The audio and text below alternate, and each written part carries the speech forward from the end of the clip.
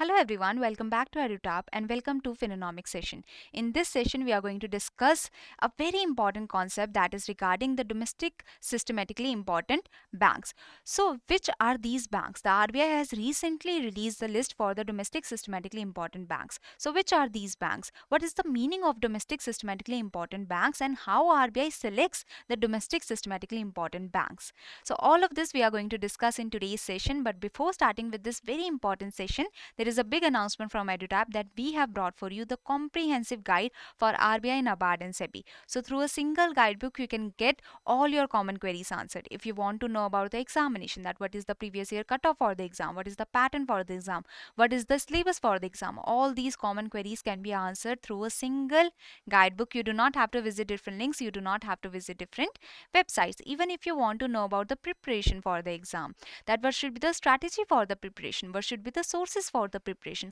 all these common queries is answered in this guidebook. There are definitive answers that is provided, so do download this guidebook, and this is made absolutely free of cost for you all to save your time, to save your effort, and you can easily download these guidebooks. The link is provided in the description box below, so do download these guidebooks. Okay, so now coming to today's topic, that is the RBI has released the 2022 list of the domestic systematically important banks, and the RBI has categorized the State Bank of India, the ICICI Bank and the HDFC Bank as the domestic systematically important banks. Okay, so these three banks are chosen as the domestic systematically important banks. So these three banks, they are the big banks. Okay, that are the domestic systematically important banks. And these important banks, why they are important? Because they are very much connected with the other financial entities in India, and they have quite complex activities that they are doing.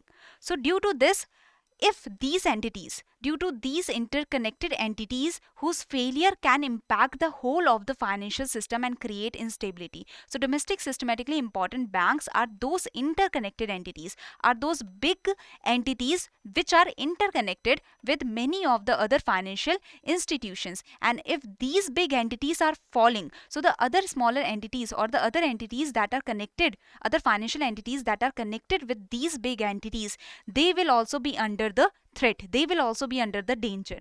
As well as these big entities, they are doing much complex activities, they are doing much complex business. So if these financial entities, they fall down, the other financial activities that they are doing, so that will under the threat. So the whole of the financial system will be impacted, and this will create instability in the country. So the DSIPs are those interconnected entities whose failure can impact the whole of the financial system in a very bad way, and it can create instability. If any of these three big entities fall down, it will create a big impact on the economic, on the financial system. Okay, so I hope you have understood this very clearly, that what are these domestic systematically important banks. They are the too big to fail banks which are connected with many of the other financial entities, and they are the interconnected entities that if fall down, it will lead to impact on the other financial institutions that are connected with these too big to fail banks. Okay, so the SBI, ICICI and the HDFC Bank are such banks. Here the banks with, see, the banks, there is the category that has been made. So in that category, the banks with a size of over 2% of the GDP is selected, and from these banks that have the size of over 2% of the GDP, the domestic systematically important bank is chosen. So there are a few banks that have a size of over 2% of the GDP. So all these banks are categorized, and from these banks, the domestic systematically important banks are chosen on the basis of 4 factors that we will discuss in the coming slides. Okay, so now the additional requirements. I have told you that these are the domestic systematically important banks, but what now? That how the RBI is going to handle them, that what if they are going to fail? So the RBI makes the additional requirements. The RBI supervises them in a better way, in a different way, that we will see. So these entities, they have to maintain the additional common equity tier 1. That is, see, all the banks have to maintain the capital buffers. They have to maintain the capital buffers. So they have to maintain the capital adequacy ratio, that is adequate capital should be with the banks, as well as all the banks have to maintain the capital conservation buffer also. So all the banks are maintaining the 2.5% of the capital consumption buffer also. But the domestic systematically important banks are the ones that have to maintain the additional common equity tier 1.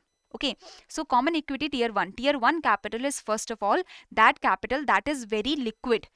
Whenever the bank is in the distress situation, tier 1 capital is the one that can take the bank out of that distress kind of situation. Okay, so the RBI has said that these domestic systematically important banks, they have to maintain some additional common equity tier 1 that is the liquid capital that can take out the banks out of the distress situation. So the common equity tier 1 out of the risk weighted assets. So the bank has to calculate the risk weighted assets. Assets of the banks is what I have told you again and again. The loans are the assets of the banks, because on the loans the banks are getting interest. So the asset is what on that is helping the bank to earn something. So loan is the one that is helping the bank to earn interest on that. So loans are the assets for the banks. Now with the loans there are different risks attached. If the bank is giving loan to corporate, the risk is higher. If the bank is giving loan to government, the risk is lower. So the bank has to calculate the risk weighted asset, that with this asset 10% of the risk is there, with this asset 5% of the risk is there. So on the basis of risk weighted asset, the banks have to maintain additional capital, the additional common equity tier 1. Okay, so on the basis of the risk weighted assets, all the banks has to keep the capital adequacy ratio, all the banks have to keep the capital conservation buffer. But now this DSIPs have to maintain, on the basis of the risk weighted assets, they have to maintain the additional common equity tier 1, as well as the DSIPs will be subjected to differentiated supervisory requirements from the RBI. So RBI will be putting the DSIPs into the higher intensity of supervision. The RBI will be looking after this DSIPs in a more harsher way, we can say, in a more better way, we can say, that so that these DSIPs, the domestic systematically important banks, do not fall down. They are not into any distress kind of situation. Okay, because if they are in the distress situation, if they are falling down, the other connected entities with this big institutions, they will also be affected. Okay, the activities, the financial activities that these domestic systematically important banks are taking into account, those complex activities will not, who will take care of those activities? So there is higher intensity of supervision based on the risk that the DSIPs pose on the financial system. So there is risk that come with these domestic systematically important banks, because they are such huge banks, they are such connected banks with other financial institutions. Now there are foreign banks in India also, there are branches of foreign banks. So there can be the foreign banks who are the global systematically important bank. So if any such foreign bank has a branch in India, that is a global systematic important bank. So if a foreign bank that has a branch in India, and this foreign bank is a global systematically important bank, so this foreign bank also has to maintain the additional common equity tier 1 on the basis of the risk weighted assets. Okay, so it has to maintain additional common equity tier 1 capital surcharge in India as applicable to it as a global systematic important bank, proportionate to its risk weighted assets in India. So what are the risk weighted asset of the foreign bank branch? That is the global systematic important bank, and according to the risk weighted asset, it has to maintain the additional common equity tier 1. Now the ICICI bank and the SDFC bank that are kept in the bucket 1, they have to maintain 0.20% of the risk weighted asset. So they have to maintain additional common equity tier 1 of 0.020%. Okay, then there is the second bucket. In the third bucket is State Bank of India, that has to maintain higher additional common equity tier 1. So the State Bank of India has to maintain 0.60% of the additional common equity tier 1. So there is no bank in bucket 4, no bank in bucket 5. So the bucket 5 bank would have, if there would have been any bank in the bucket 5, that is, it is a very important bank, okay, then it would have to maintain the additional common equity tier 1 of 1%. So that is of course the higher than the other banks which the bucket 1 and bucket 2 is maintaining. Okay, so I hope you have understood that there are the additional requirements for the domestic systematically important banks that the domestic systematically important banks has to maintain. They have to maintain additional common equity tier 1 with themselves, as well as there is higher supervision that is taking place on these domestic systematically important banks. Okay. So background, on 2014, the Reserve Bank of India published the framework for handling the domestic systematically important banks, that they will have to maintain higher or additional common equity tier 1. They will be under higher supervision. They will be under the stricter supervision.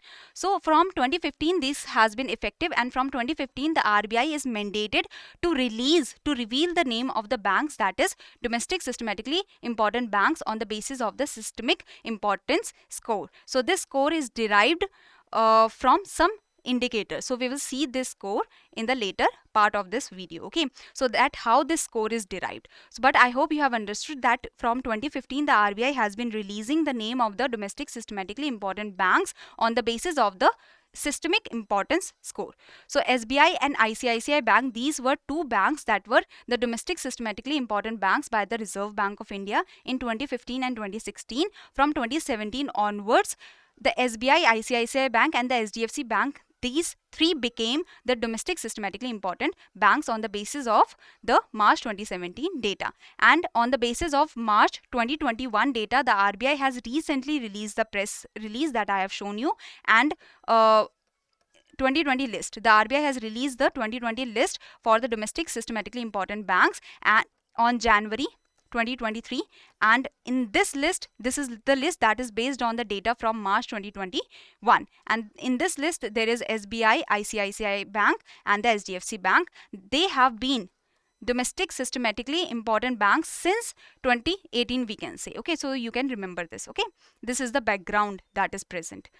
So now systemic importance score, how it is calculated. So see, first of all, the banks that are the big banks, okay, they have the 22% of the GDP size. So those are the banks that are kept here, and from these banks it is seen that what is the size of these banks in India. Okay, that how much or like how much liabilities they have, or how much the assets they have. So what is the size of these banks? So on the basis of the size, 40% weightage in the systemic importance score is of the size, that how big these banks are, how many branch they have, how spread out they are in India.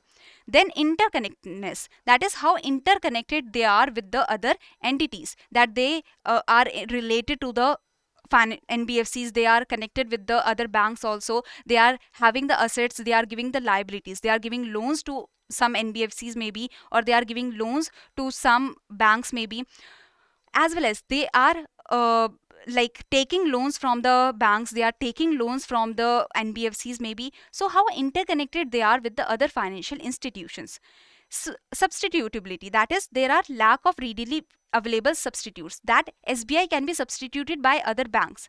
Can it be so? No, because SBI is such a big bank and there are so many accounts of like many people in the country with that particular bank. So financial institution infrastructure of that bank cannot be duplicated easily by any other bank. So there is like lack of readily available substitutes, easily available or like timely available substitutes are not present for these banks. Okay, so the substitutes are not readily available. So the 20% weightage is given to interconnectedness and 20% weightage is given to substitutability. Okay, then 20% weightage is given to complexity, how complex it is, how complex activities it is taking into the financial markets. Okay, so the complexity is also given 20% weightage.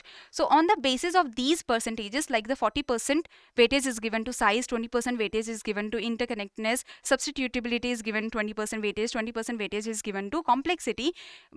This is how the RBI calculates the systemic importance score, that okay, this is the bank, this is the bank and this is the bank that has high systemic importance score based on these four indicators. Okay, and these are all the banks that have 2% of the GDP size, and from this the RBI selects the based on the 4 indicators, the RBI selects the domestic systematically important banks, and as per the score, the RBI is keeping them into different buckets. That bucket 1, bucket 2, bucket 3, bucket 4, bucket 5, and only bucket 1 has ICICI Bank and the SDFC Bank. Bucket 3 has State Bank of India. Okay, I hope you have understood the indicators also, and you have understood the whole perspective of the domestic systematically important banks. They are very important banks that are quite interconnected. They are taking into account the complex financial activities they are taking, and they are engaged in complex activities, complex financial activities, and if they fall down, that means those complex financial activities are not going to happen in the country. Like for some time there will be much instability that will come, and the other connected financial entities, they will be harmed if any of the domestic systematically important bank falls down. So this is the complete understanding of the domestic systematically important banks, and this is the first question for you all to practice. Which of the following banks is not among the domestic systematically important banks, and which of these following is not an indicator used to access and select the domestic systematically important bank? Then the third question is, what is the additional common equity tier 1 requirement for the State Bank of India? And do subscribe to our YouTube channel and join our Telegram channel for the PDF of today's session.